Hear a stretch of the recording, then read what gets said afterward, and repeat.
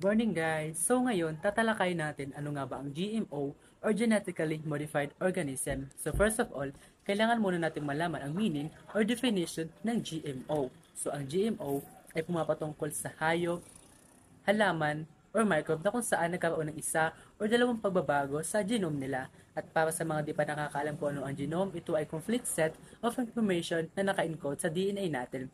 And yung GMO natin is ginagawa siya gamit ang mga high-tech genetic engineering na kung saan binabago nito ang characteristic ng isang organism.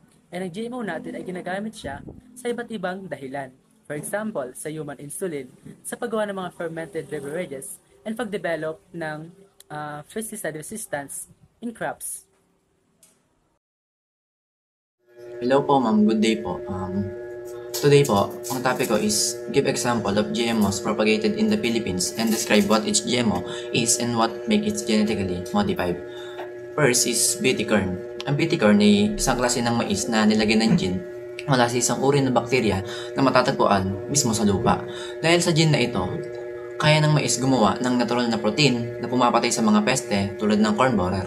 Dahil dito, mas kaunting pesticide ang ginagamit at mas maganda ang ani ng mga magsasaka. Ang third is yung BT talong o eggplant. Ang BT talong ay binibigyan din ng gene mula sa isang uri ng bakterya sa lupa. Dahil dito, nagiging resistant ito sa peste tulad ng eggplant fruit and shoot borer. Dahil sa modification na ito, mas madali itong alagaan at mas kaunti ang kailangan insecticide.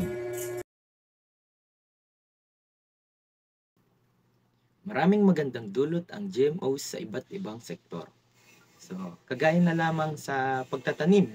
Sa pagtatanim, ang GMOs ay pwedeng gawing resistensya sa mga peste. Kaya hindi na natin kailangan ng maraming pesticides at dahil dito, mas makakatipid ang ating mga magsasaka. Dagdag pa dito, ang ilang GMOs ay ginagawang mas matibay sa tagtuyot. Kaya mas mabubuhay sila sa mga tuyong lugar at mas marami ang aanihin.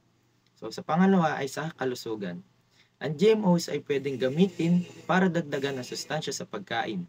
Halimbawa, ang golden rice ay binago para gumawa ng beta-carotene na ginagawang vitamin A ng katawan para malunasan ang kakulangan sa bitamina sa mga lugar kung saan bigas ang pangunahing pagkain.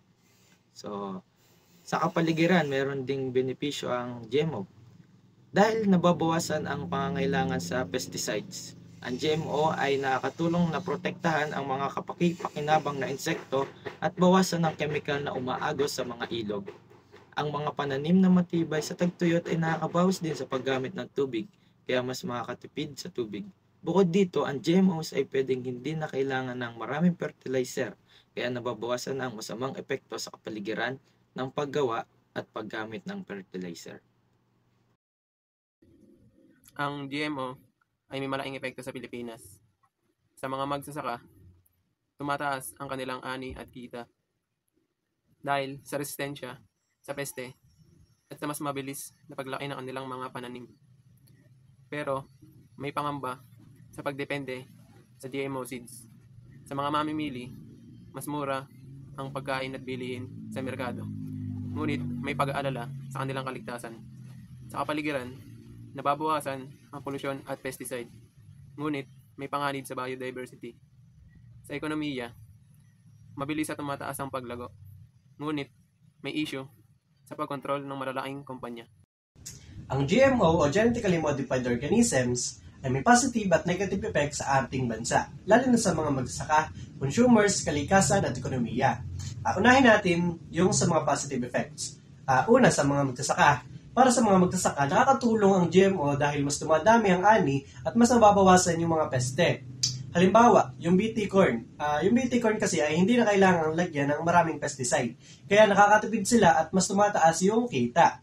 Sa mga consumers naman, mas nagiging abot kaya yung presyo ng pagkain at mas nagiging sapat ang supply para sa lahat. At sa kalikasan, nababawasan ang paggamit ng chemical kaya mas napoprotektahan ang lupa at tubig. At sa ekonomiya, nakakatulong ang GMO sa pagpapalago ng agrikultura at pagbibigay ng mas maraming oportunidad sa mga magsasaka. Ngayon naman, dito naman tayo sa negative effects.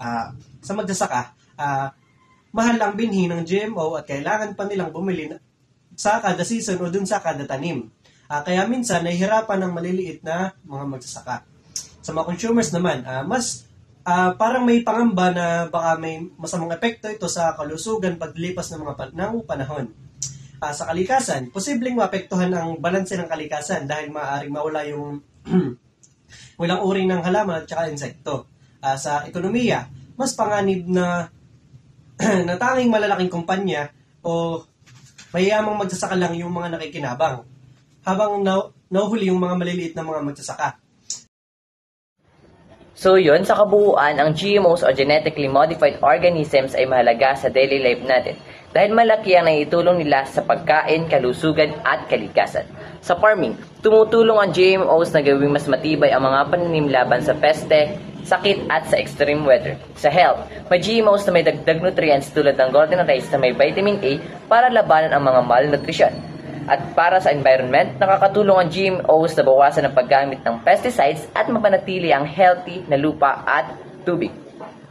At bilang consumers, ang GMOs ay nakakatulong para maging abot kaya, nutritious at sapat ang pagkain para sa lahat, lalo na sa mga lugar na kulang sa food supply. Sa kabuuan, mahalaga ang GMO sa modernong buhay dahil tumutulong sila sa food security, better health, environmental protection at mas accessible na pagkain para sa bawat tao, lalo na kung tama ang paggamit dito. So yun, sana ay may natutunan kayo sa aming video. Maraming salamat po.